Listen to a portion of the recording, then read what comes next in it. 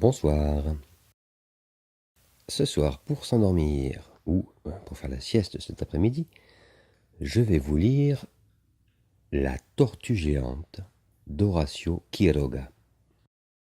Avant de commencer, prenez soin de bien confortablement vous installer, le plus relaxé possible, et laissez aller votre imagination.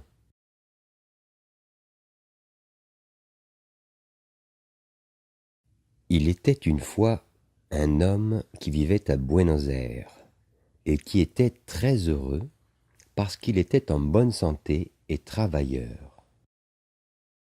Mais un jour, il tomba malade, et les médecins lui dirent qu'il lui suffirait d'aller à la campagne pour guérir. Il ne voulut pas y aller parce qu'il avait des petits frères à nourrir, et il devint de plus en plus malade. Jusqu'à ce qu'un de ses amis, qui était directeur du jardin zoologique, lui dise un jour « Vous êtes mon ami, et vous êtes un homme bon et travailleur. Pour cette raison, je veux que vous alliez vivre dans la forêt, faire beaucoup d'exercices à l'air libre pour guérir. Et comme vous êtes très adroit avec un fusil, chassez les bêtes sauvages de la forêt pour m'en rapporter les peaux. Je vous les paierai d'avance pour que vos petits frères puissent bien manger. » L'homme malade accepta et partit vivre dans la forêt, loin, encore plus loin que les missions. Il faisait très chaud là-bas, et cela lui faisait du bien. Il vivait seul dans les bois et se faisait lui-même la cuisine. Il mangeait des oiseaux et des bêtes sauvages qu'il chassait avec son fusil, puis ensuite mangeait des fruits. Il dormait sous les arbres et, quand il faisait mauvais temps, se construisait en 5 minutes une hutte avec des feuilles de palmier et s'asseyait dessous en fumant, très heureux au milieu des bois qui mugissaient sous le vent et la pluie. Il avait fait un paquet avec les peaux d'animaux et il le portait à l'épaule. Il avait aussi attrapé vivantes de nombreuses vipères venimeuses et les gardait dans une grande calebasse, parce que là-bas, il y a des calebasses aussi grandes qu'un bidon d'essence. L'homme avait repris des couleurs, était fort et avait de l'appétit.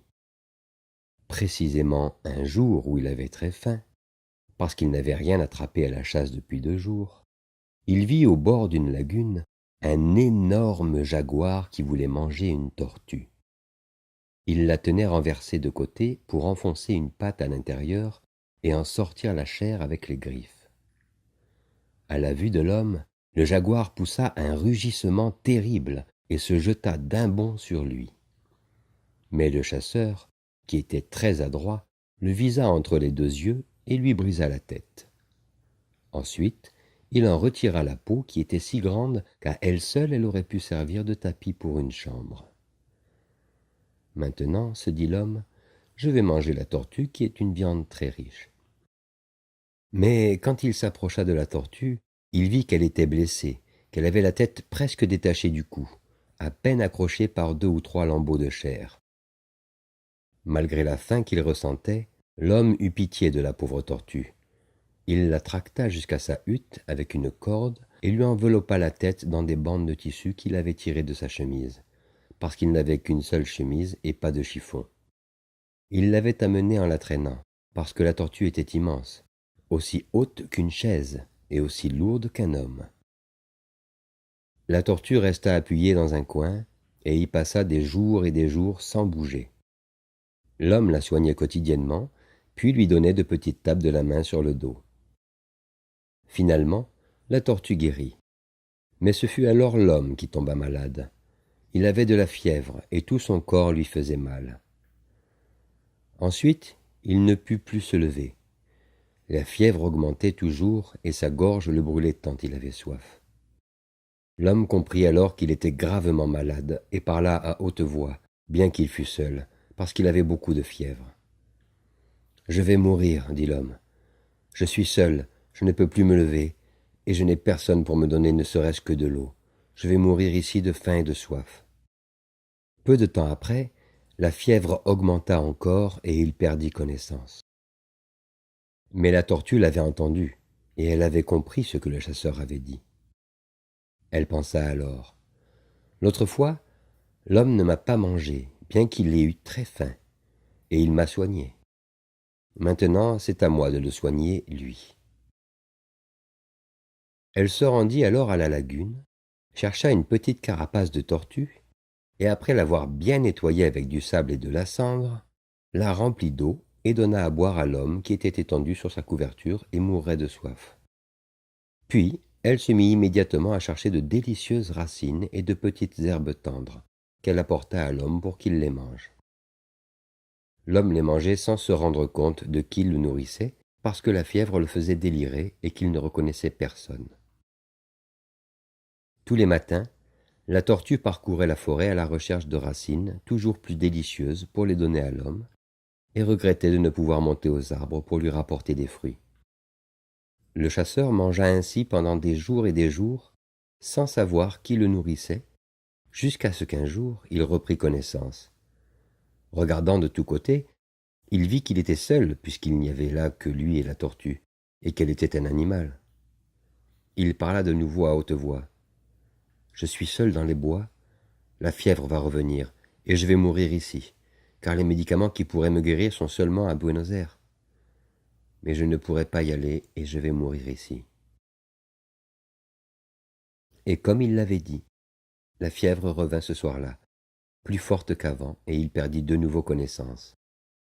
Mais cette fois aussi, la tortue l'avait entendu, et elle dit « S'il reste ici dans la forêt, il va mourir, car il n'y a pas de médicaments. Je dois l'amener à Buenos Aires. » Ceci dit, elle coupa des lianes fines et résistantes qui sont comme des cordes. Elle coucha avec moult précaution l'homme sur son dos et l'arrima avec soin pour qu'il ne tombe pas. Elle fit de nombreux essais pour placer correctement le fusil, les pots et la calebasse de vipère, puis finalement, ayant obtenu ce qu'elle voulait, sans déranger le chasseur, elle entreprit le voyage. La tortue, ainsi chargée, marcha, marcha et marcha jour et nuit. Elle traversa des forêts, des champs, franchit à la nage des rivières d'une lieue de large et traversa des marais dans lesquels elle s'enfonçait presque entièrement, toujours avec l'homme moribond sur le dos. Après 8 à 10 heures de marche, elle s'arrêtait, défaisait les nœuds et couchait l'homme avec beaucoup de précaution à un endroit où il y avait de l'herbe bien sèche. Elle allait alors chercher de l'eau et des racines tendres et le donnait à l'homme malade. Elle mangeait elle aussi, bien qu'elle fût tellement fatiguée qu'elle aurait préféré dormir. Parfois, elle devait marcher au soleil, et comme c'était l'été, le chasseur avait tant de fièvre qu'il délirait et mourait de soif. Il criait « De l'eau, de l'eau !» à chaque instant, et chaque fois, la tortue devait lui donner à boire. Elle marcha ainsi jour après jour, semaine après semaine. Il se rapprochait à chaque fois de Buenos Aires, mais la tortue s'affaiblissait elle aussi à chaque fois, bien qu'elle ne se plaignît pas. Elle restait parfois couchée sans plus avoir aucune force, et l'homme reprenait à demi connaissance. Il disait à voix haute « Je vais mourir. Je suis de plus en plus malade, et ce n'est qu'à Buenos Aires que l'on pourra me soigner. Mais je vais mourir ici, seul, dans la forêt. » Il se croyait toujours dans sa hutte, car il ne se rendait compte de rien. La tortue se levait alors et reprenait de nouveau son chemin. Mais arriva un jour, au crépuscule, où la pauvre tortue n'en put plus. Elle avait atteint la limite de ses forces et n'en pouvait plus. Elle n'avait pas mangé depuis 1 semaine pour arriver plus vite. Elle n'avait plus la force de rien faire. Lorsque la nuit fut complètement tombée, elle vit une lumière lointaine à l'horizon, une grande clarté qui illuminait le ciel, mais elle ne savait pas ce que c'était. Elle se sentait toujours plus faible et ferma alors les yeux pour mourir auprès du chasseur, pensant avec tristesse qu'elle n'avait pas réussi à sauver l'homme qui avait été bon pour elle. Et cependant, elle était déjà à Buenos Aires, et elle ne le savait pas. Cette lumière qu'elle voyait dans le ciel était la luminosité de la ville, et elle allait mourir alors qu'elle était au bout de son héroïque voyage. Mais une souris de la ville, peut-être la petite souris qui s'occupe des dents, trouva les 2 voyageurs moribonds. « Quelle tortue !» dit la souris. « Je n'avais jamais vu de tortue aussi grande. »« Et ce que tu portes sur le dos, qu'est-ce que c'est ? Du bois mort ?»« Non, lui répondit tristement la tortue. C'est un homme. Et où vas-tu avec cet homme? Ajouta la curieuse souris. Je voulais aller à Buenos Aires, répondit la pauvre tortue d'une voix si faible qu'on l'entendait à peine. Mais nous allons mourir ici, parce que je n'y parviendrai jamais. Nigaude, Nigaude, dit en riant la souris. Je n'ai jamais vu de tortue plus nigaude. Tu es déjà arrivé à Buenos Aires. Cette lumière que tu vois là, c'est Buenos Aires. En entendant cela, la tortue se sentit une force immense, car il était encore temps de sauver le chasseur, et elle reprit sa marche.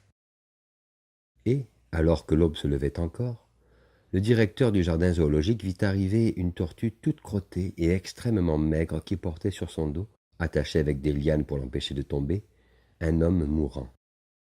Le directeur reconnut son ami et courut lui-même chercher des médicaments qui guérirent immédiatement le chasseur. Lorsque le chasseur apprit comment la tortue l'avait sauvé, comment elle avait effectué un voyage de 300 lieues pour qu'il prenne des médicaments, il ne voulut pas se séparer d'elle. Comme il ne pouvait pas la garder dans sa maison, qui était toute petite, le directeur du zoo s'engagea à la garder au jardin et à prendre soin d'elle comme si elle était sa propre fille. Cela se passa ainsi. La tortue, heureuse et satisfaite de l'affection qu'on lui porte, se promène dans tout le jardin. Et c'est cette même grande tortue que nous voyons tous les jours manger les petites herbes autour des cages des singes. Le chasseur lui rend visite tous les après-midi, et elle reconnaît de loin son ami, au bruit de ses pas. Ils passent une couple d'heures ensemble, et elle ne veut jamais qu'il parte sans lui avoir donné une petite tape affectueuse sur le dos.